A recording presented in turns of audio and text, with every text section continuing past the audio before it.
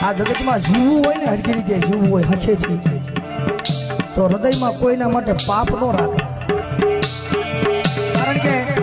મોઢે આપણે હારા રહી અંદર પાપ હોય એ સામે વાળો વ્યક્તિ નો જાણે પણ ઉપર વાળો જાણે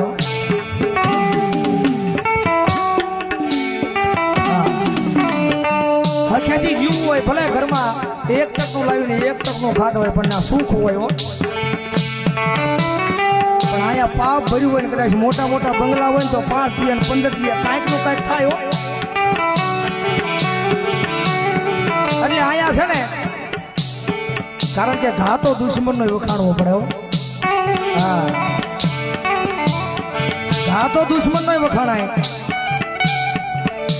મન મોટું રાખો હૃદયમાં કોઈના માટે પાપ ન રાખો એટલે દુનિયાની માલપા ભગવાન ભલું કરી દે